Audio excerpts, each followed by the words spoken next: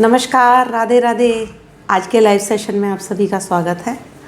तो अब हमने इस महीने के जितने भी अपने सेशंस रखे हैं वो सारे सेशंस हमारे मिथ बस्टिंग के ऊपर है कि वास्तु को लेके लोगों के मन में किस किस तरह के भ्रम हैं। उन भ्रम को हम यहाँ दूर करेंगे। आप अपने क्वेश्चंस भी मेरे साथ में रख सकते हैं। आपके जो भी प्रश्न मेरे पास आएंगे, हालांकि कुछ प्रश्न मेरे पास में पहले से आए हुए हैं, जो मेरे पास में आए हुए हैं उन प्रश्नों को मैं एक एक करके आपको आंसर करूंगी।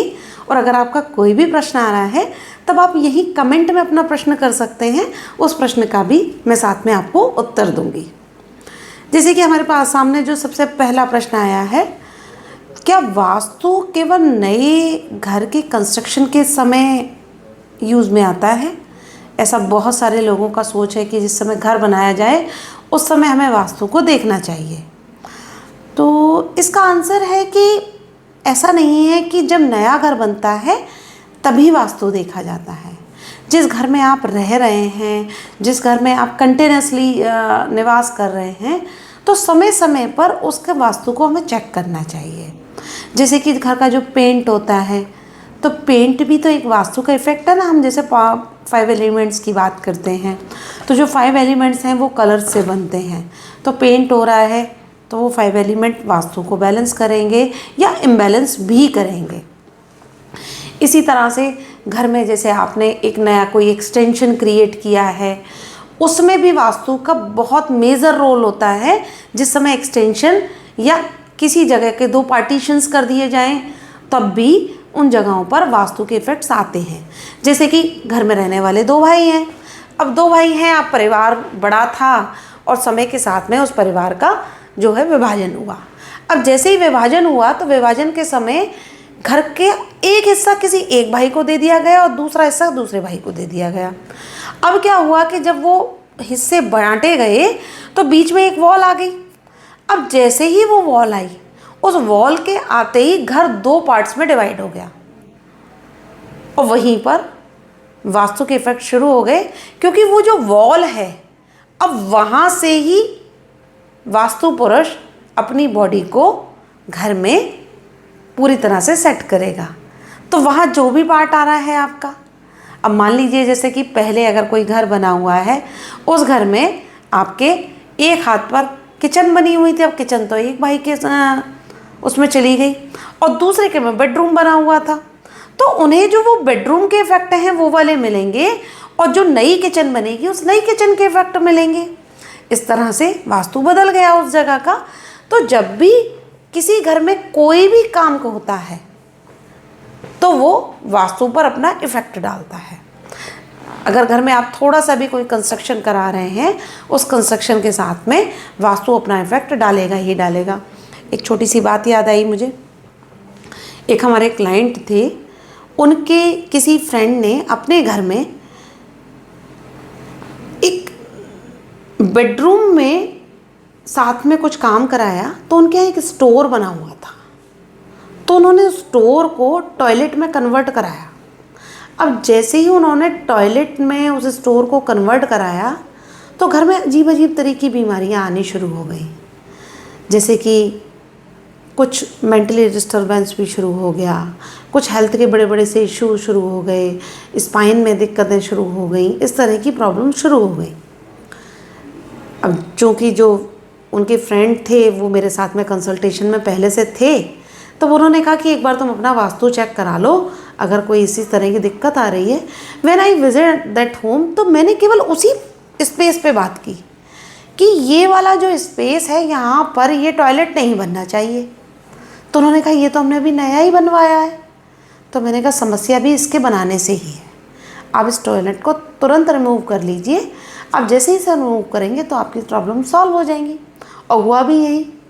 सर गंगाराम हॉस्पिटल में उनका ट्रीटमेंट चल रहा था, जहाँ पे कि उनके जो स्पाइन में प्रॉब्लम बता रहे थे कि स्पाइन में कुछ इस तरह की प्रॉब्लम है कि वहाँ पर वो प्रॉब्लम ठीक नहीं हो पा रही है। स्पाइन में जो पॉइंट्स होते हैं वो कुछ उनमें गलाव आना शुरू हो गया है। उसके बाद में जब उन्होंने वहाँ से सारी चीज़ें वो हटाई, क्लाइंट ने हटाने के कुछ दिन बाद में क्लाइंट ने दोबारा से विज़िट किया और कुछ मेडिसिन्स के साथ में ही उनकी जो प्रॉब्लम थी, जो कि ऑपरेशन के स्टेज पे जा रही थी, वो ठीक हो गई। तो इस तरह से वास्तु में केवल नए घर में ही वास्तु नहीं होता है। अगर आपका जो घर पहले से बना हुआ है उसमें भी आप कोई चेंजेस कर रहे हैं तो उस पर वास्तु के इफेक्ट आते ही आते हैं। तो ये हमारा पहला प्रश्न हुआ। अगर इससे रिलेटेड आपके भी कोई प्रश्न है तो आप यहाँ पे कमेंट में डालिए, मैं उसके भी आंसर करती हूँ। दूसरा क्वेश्चन है हमारा, क्या वास्तु किराए के घर पर भी अप्लाई होता है या नहीं होता है? बिल्कुल। आप चाहे किराए के घर में रह रहे हैं या अपने घर में रह रहे हैं, जिस घर में आप रह रहे हैं उस घर का वास्तु आपके ऊपर अप्लाई होता है। उस घर की जो एनर्जीज़ हैं वो आपके लिए ही बनी है। इवन अगर वो घर रेंटेड है, फिर भी रेंटेड घर में आप बहुत सारे अपने वास्तु के इफ़ेक्ट्स को क्रिएट कर सकते हैं, जैसे कि अपने बेड की पोजीशंस चेंज कर ली, या थोड़ा सा कोई कलर चेंज कर लिया, या पेंटिंग्स लगा ली। इस तरीके से आप रेंटेड वास्तु को घर में भी अपना वास्तु बैलेंस कर सकते हैं और उसी घर का वास्तु आपको इफ़ेक्ट भी डालता है। क्या वास्तु में हमेशा तोड़फोड़ करानी पड़ती है? तो आंसर है नहीं। 90% केसेस में घर में तोड़फोड़ नहीं करनी होती। Even as a vastu consultant हम ये सजेस्ट भी नहीं करते कि घर में तोड़फोड़ कराई जाए, जब तक कि वो बिल्कुल ही रिक्वायर ना हो। जैसे कि बिल्कुल जो रिक्वायरमेंट वाली बात कुछ ऐसी होती है कि अगर मान लीजिए नॉर्थ ईस्ट में आपका कोई टॉयलेट आ गया, तब हम कहेंगे कि जी इसको हटा ही लीजिए। नॉर्थ ईस्ट में किचन बन गई तो हम कहेंगे थोड़ा दाएं बाएं किचन को कर लीजिए। क्यों? क्योंकि नॉर्थ ईस्ट एक ऐसा जोन है, अगर उसमें टॉयलेट या किचन कुछ भी आता है उस केस में वो नेगेटिव इफेक्ट डालने लगता है, तो उस केस में हम डेमोलिशंस कराते हैं। अदरवाइज़ 90% केसेस में बाकी के जोन्स में हम जो ट्रीटमेंट है बिना किसी तोड़फोड़ के करा देते हैं। क्या वास्तु की रेमेडीज़ एक्सपेंसिव होती हैं? ये भी एक क्वेश्चन है। तो जैसा कि मैंने अपने बहुत सारे सेशंस में बताया है कि वास्तु एक स्पेस मैनेजमेंट है। अब अगर आपको ऐसा लगता है कि स्पेस मैनेजमेंट एक्सपेंसिव है, तब तो वास्तु एक्सपेंसिव है। अदरवाइज़ अगर कुछ लोग केवल रेमेडीज़ बेचने के लिए वास्तु को एक्सपेंसिव बना रहे हैं, तो ऐसा नहीं है। रेमेडीज़ कुछ ऐसे काम करती हैं जैसे कि सप्लीमेंट्स हो। सबसे पहला काम है कि जगह को बैलेंस करना, और जगह को बैलेंस करना हमेशा एक्सपेंसिव नहीं होता है। जैसे कि हमने एक्सपेंसेस कैसे करना है इसको बैलेंस, एक छोटा सा उदाहरण है। मान लीजिए आपके घर में जो कर्टेन्स हैं वो साउथ वेस्ट में ग्रीन कलर के लगे हुए हैं और ईस्ट में येलो कलर के लगे हुए हैं, तब मैं क्या सजेस्ट करती हूँ? मैं कहती हूँ कि एक्सचेंज कर लीजिए। साउथ वेस्ट के जो कर्टेन है उन्हें ईस्ट में लगा दीजिए और ईस्ट के जो कर्टेन है उनको साउथ वेस्ट में ले आइए। रिप्लेसमेंट कर दिया, रिलोकेशन कर दिया चीज़ों का। भाई इस रूम में ये इस कलर की बेडशीट्स मत बिछाइए, दूसरे कलर की बिछा लीजिए। जो बची हुई हैं उन्हें दूसरे रूम में ले जाइए। हाँ, कहीं कहीं पे ऐसा होता है, अगर कोई पॉसिबिलिटीज़ ही नहीं है आपके पास में, तो वहाँ पर आपको वो चीज़ें छोड़नी होती हैं, क्योंकि समस्या स्पेस नहीं है, समस्या की चीज़ें आपके पास हैं और उन समस्याओं को आपको सॉल्व करना है। अगर उन समस्याओं को सॉल्व करना है तो ये छोटे मोटे चेंजेस तो बनते हैं। अब जैसे किचन है, किचन में आपके स्लैब लगा हुआ है ब्लैक कलर का, तो एज ए वास्तु कंसल्टेंट या तो मैं आपको येलो कलर का स्लैब सजेस्ट करूँगी या फिर ग्रीन कलर का, जो आपके वास्तु के जोन की रिक्वायरमेंट होगी उसके अकॉर्डिंग। अब आप क्या कर सकते हैं? भाई तुरंत तो हटाना पॉसिबल नहीं है। उस केस में आप वहाँ पर क्या करेंगे, जितना बड़ा आपका चूल्हा है उसके बराबर का एक पत्थर लीजिए या पेंट कीजिए, जो कलर हम लोग सजेस्ट करें उस कलर को कर लीजिए। तो इज़ इट एक्सपेंसिव? नहीं। अगर आपकी एंट्रेंस गलत है तो एक छोटा सा हमारा स्पेस का ट्रीटमेंट होता है, टेप से ही कर दिया जाता है। तो वो टेप लगाना है, 300-400 रुपये का टेप आता है। तो क्या ये एक्सपेंसिव है? हाँ, अगर ये छोटी छोटी चीज़ें किसी को एक्सपेंसिव लगती हैं तब तो एक्सपेंसिव हो सकती हैं, अदरवाइज वास्तु बहुत ज़्यादा एक्सपेंसिव नहीं होता। नेक्स्ट क्वेश्चन है, वास्तु क्या ब्लाइंड सुपरस्टिशन है?